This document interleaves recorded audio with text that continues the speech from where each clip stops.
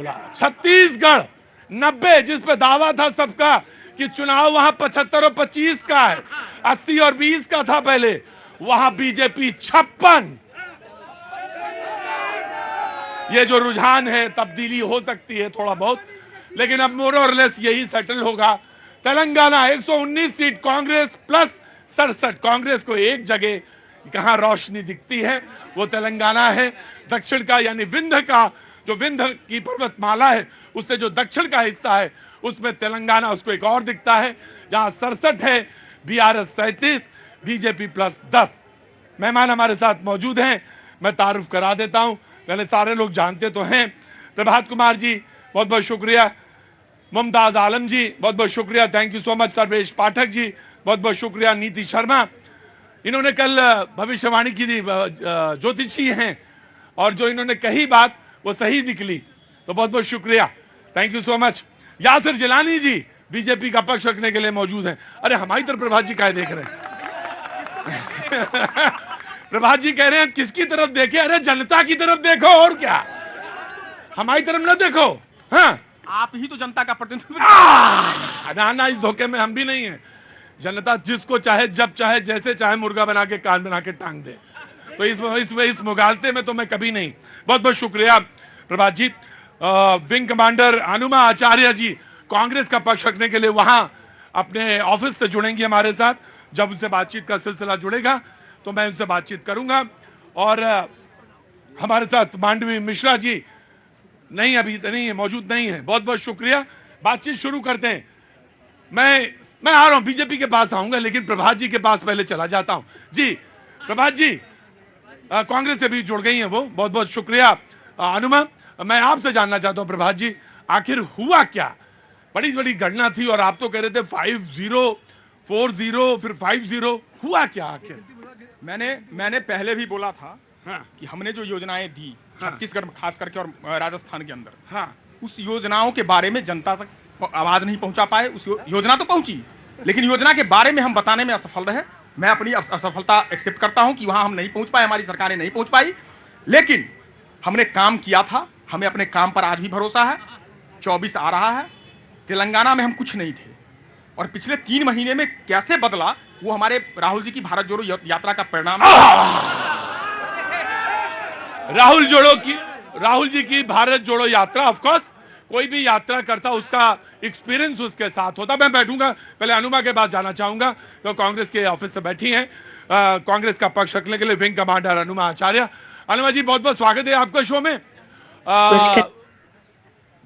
बहुत बहुत स्वागत है जी। कुछ कहना चाहेंगी? पहले तो मैं एक प्रतिक्रिया लेना चाहूंगा कि आखिर छत्तीसगढ़ में क्या हो गया, और राजस्थान के लिए ये कि कहा जा रहा है कि कांग्रेस जो है 5 साल बचा नहीं पाती है, डिफेंड नहीं कर पाती है, अच्छा काम भी किया हो तो भी नहीं बता पाए। तो आखिर ऐसी क्या बात है कि मशीनरी कहां पे किस जगह लैक है और कहां पे कमजोरी नजर आती है आपको लगता है? अनुमा आचार्य कांग्रेस से पक्ष रखने के लिए जी, ऑडियो बढ़ा देंगे। जो जनादेश सामने दिख रहा है वो तो अपनी जगह सच है और वही हम सब देख रहे हैं, आप भी वही देख रहे हैं। लेकिन अगर हम कारण ढूंढना चाहें तो माइक्रो और मैक्रो मैनेजमेंट के कई कारण हो सकते हैं। उसमें कुछ परसेप्शन बिल्डिंग के भी कारण हो सकते हैं, जिसमें भारतीय जनता पार्टी ने पिछले पूरे 1.5-2 साल में लगातार भूपेश बघेल के अलग अलग क्षेत्र के एडमिनिस्ट्रेटिव अधिकारियों को, इन सबको जेल में भी रखा। और जनता तो बहुत सरल होती है, भोली होती है, उसे नहीं मालूम कि ये बात सही है या गलत है। वो ये देखती है कि भाई इसे जेल में रखा गया है और उससे लगता है। और ऐसे ही आखिरी में बिल्कुल चलते इलेक्शंस में लगा, यहां तक कि सुप्रीम कोर्ट को भी कहना पड़ा था कि इस तरह से आप डरा नहीं सकते, और उस डराने की राजनीति थी। आपकी बात ये आपका सवाल मुझे जायज लगता है कि आप क्यों 5 साल रिटेन नहीं कर सके। मैं आपको बताऊं, किसानों के लिए सबसे अच्छा भूपेश बघेल जी ने किया। उन्होंने खेती को एक लाभ का व्यापार बनाया, लाभ का धंधा बनाया। लेकिन उसके बाद भी अगर हमारी सरकार वहां नहीं चल पाती है तो उसमें एक कारण तो होगा नहीं। अब आप जितने भी कारण कहना चाहेंगे विवेचना करने के लिए तो हम करेंगे, लेकिन मैं ऐसा मानती हूं कि छत्तीसगढ़ भी, मध्य प्रदेश भी, राजस्थान भी, अब जनता को सामने आना पड़ेगा। अब समाज को उठ के खड़ा होना पड़ेगा, क्योंकि आप विपक्ष को सुझाव देते हैं, सलाह देते हैं, साथ नहीं देते, साथ देना होगा। अनुमा जी मैं आपको अनुमा जी मैं रोकना चाहूंगा। मैं जानना चाहूंगा, जब आप कहती समाज को आगे आना पड़ेगा, जनता को आगे आना पड़ेगा, तो चुनावी एक माध्यम है, उसके अलावा कौन सा माध्यम है? आप किसकी तरफ इशारा कर रही हैं? चुनाव की ही बात कर रही हूं, और लोगों को ये समझना होगा कि कांग्रेस जब ताकतवर होती है तो ताकत वापस लोगों को मिलती है। Right to information, right to health, right to food, right to employment, ये कांग्रेस लाके देती है। लेकिन बीजेपी जब ताकतवर होती है तो सारी ताकत कॉर्पोरेट को मिलती है। जनता ताकतवर नहीं होती, वो केवल नाचती रहती है, बीजेपी के जीत के उन्माद में नाचती है, लेकिन उसे क्या मिलता है? इसलिए समाज को चेतना होगा। अपना वोट का अधिकार देने के पहले समाज को भी ये समझना होगा कि उनका क्या फायदा हो रहा है, उनका फायदा होना चाहिए। परसेप्शन की राजनीति में जनता थोड़े दिन रह सकती जी, है। ऑफ कोर्स मैं आपको रोकना चाहूंगा। बीजेपी का पक्ष जानना जरूरी। वो कह रहे हैं कि जनता को, चेतना को आगे आना होगा, उसको सामने समझना होगा, जनता को समझ के वोट देना होगा। हमने जो काम किए हैं उसको समझना। मुमताज जी हंस रहे हैं, लेकिन मैं आगे आपको लाऊंगा। फिर मुमताज जी मैं आपके पास आता हूं कि आखिर गड़बड़ क्या हुई। हमारे यहाँ तो वैसे से एक मुहावरा है, मैं कहना चाहूं तो अभी मुहावरा सुना दूं आपको। हाँ, जनता तो तुरंत, कौन मुहावरा बताएगा? जो मुहावरा बताएगा आज यहां से उसको एक इनाम दिया जाएगा। हाँ बताओ क्या है मुहावरा ऐसे में? सारी अकल जब बढ़ रही थी तुम ही आगे थे ना। जो मुहावरा सही बता देगा अनुमा जी के बाद का, उसको सीधा सीधा एक इनाम है। जी बोलिए। अंगूर खट्टे हैं।